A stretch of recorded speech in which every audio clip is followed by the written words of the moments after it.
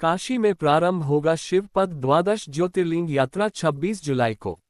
वाराणसी के आयोजक ब्रह्मराष्ट्र एकम विश्व महासंघ ट्रस्ट सिगरा वाराणसी ब्रह्मचेतना की राह पर शिवपथ द्वादश ज्योतिर्लिंग यात्रा काशी में 26 जुलाई को किया जा रहा है। यह बातें एक साक्षात्कार के दौरान डॉक्टर सचिंद्रनाथ जी महाराज ने बताया। उन्होंने आगे कहा कि इस कार्यक्रम में साधु संतों व आचार्य का मार्गदर्शन, भजन कीर्तन व शिव संकल्प सांस्कृतिक कार्यक्रम एवं रुद्राभिषेक डॉक्टर सचिंद्रनाथ जी महाराज के दिव्य सानिध्य में किया जाएगा। उन्होंने आगे कहा कि 26 जुलाई 2025 शिव भक्तों, साधकों एवं सनातन प्रेमियों सनातन संस्कृति के जागरण एवं शिव उपासना की अखंड ज्योति को प्रज्वलित करने हेतु ब्रह्म चेतन की राह पर एक भव्य शिवपथ द्वादश ज्योतिर्लिंग यात्रा का आयोजन किया जा रहा है। ये यात्रा न केवल पवित्र तीर्थ का साक्षात्कार है बल्कि आत्मा को शिव में बनाने का एक दिव्य अवसर है और काशी वासियों एवं सभी श्रद्धालुओं से आग्रह भी है कि इस अद्भुत आध्यात्मिक यात्रा में सहभागी बने और द्वादश ज्योतिर्लिंगों के स्मरण एवं आशीर्वाद से अपने जीवन को कृतार्थ करें। ये यात्रा शीघ्र से प्रारंभ होगा और जिस भी श्रद्धालु को शामिल होना है इस नंबर पर संपर्क कर सकते हैं 9919313222।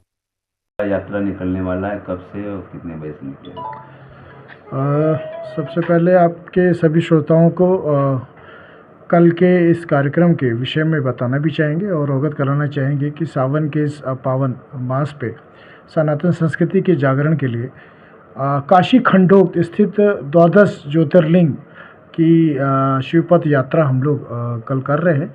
और इस यात्रा का प्रारंभ हम लोग गांधीनगर सिगरा सुबह प्रातः 7 बजे से हम लोग करेंगे और ये यहाँ से इस यात्रा के बाद हम लोग मल्लिकार्जुन, सबसे प्रथम जो हमारे रूट मैप में मल्लिकार्जुन से हम लोग शुरू करेंगे जो कि सिगरा स्थित है। उसके बाद बैजनाथा जाएंगे, बैजनाथा में भी वहाँ बाबा बैजनाथ और वहाँ पे उधर करते हुए फिर हम लोग आगे केदार घाट, ऐसे करते हुए सारे ज्योतिर्लिंग को हम लोग पूरा करेंगे। साथ में हमारे काशी के सभी तमाम से हमारे शिव भक्तगण और जो भी धर्मनिष्ठ है वो सब हमारे इस कार्यक्रम में सम्मिलित होंगे। एक इस यात्रा में सबसे विशेष बात ये कि जिस तरीके से मौसम में परिवर्तन होता है, सावन का जो मास आता है, एक जब वर्षा ऋतु होती है तो मन में कहीं ना कहीं एक उल्लास होता है, खेत खलिहान भी अपने उमंग और अपने उल्लास के साथ चहर उठते हैं। उसी तरीके से ये सावन मास बड़ा महत्वपूर्ण होता है हमारे जीवन में कि जिस तरीके से शिव की जो हमारी भक्ति है, अब कहते हैं कि श्रद्धा में शिव और शिव में हमारी शक्ति, और वही शक्ति हमारी इस सृष्टि के लिए भक्ति के रूप में जो कार्य करती है, वैसे ही हमारा एक विश्वास होता है प्रभु शिव के लिए, जहाँ पर हमको अपने तन मन से हम उनको सींचते हैं, अपनी आस्था से सींचते हैं, अपनी श्रद्धा भाव भक्ति से सींचते हैं, ताकि उनके जीवन में जो भी मनोकामनाएं हैं वो पूर्ण हो सके।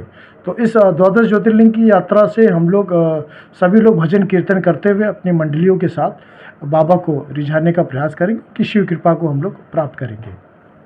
रहा है कल का जो आयोजन है वह यति चूड़ामणि धर्म सम्राट स्वामी श्री कृपाद्री जी महाराज का आविर्भाव महोत्सव 118वां मनाया जाएगा। उसमें अलग अलग विषयों पे विषय हम रखते हैं। इस बार जो विषय है वह आगमोक्त साधना पक्ष रखा है। उस पर प्राय आगम की साधना क्षेत्र और आगम के विद्वान प्राय अभी नगण्य स्थिति हो गई है। काशी में भी आगम के विद्वान प्राय बहुत कम रह गए हैं।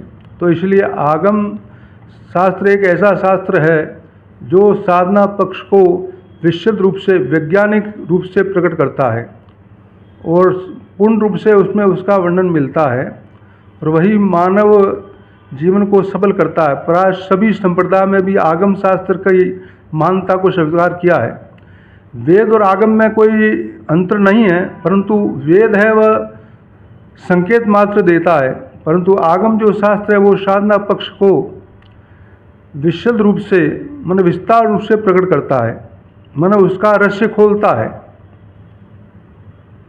तंत्राणाम गहनो गति अर्थात तंत्र शास्त्र के अनुसार आगम को ही तंत्र कहते हैं, तो उसके अनुसार उसका जो गूढ़ार्थ रहस्य है उसको अपने में ही समाहित करने वाला शास्त्र है, उसको आगम कहते हैं।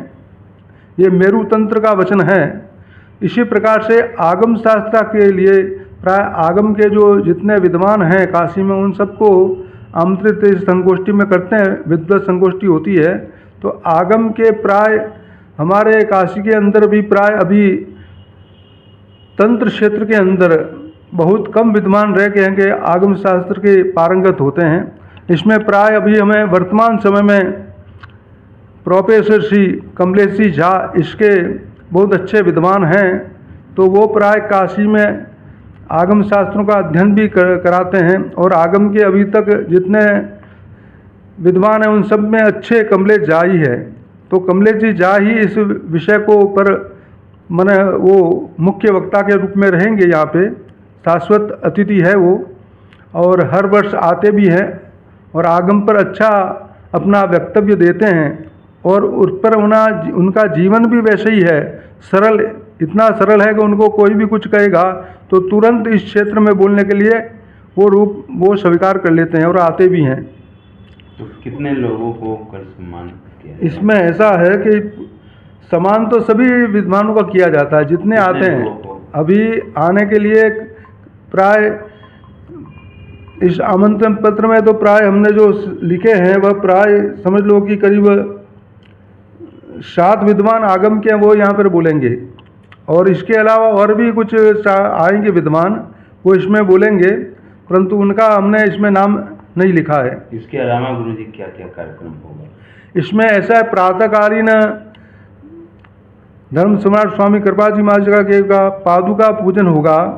उसके बाद फिर गुरु सहस्त्र नाम से शस्त्रार्चन होगा और प्राय षोडोपचार पूजन होगी। उसके बाद प्राय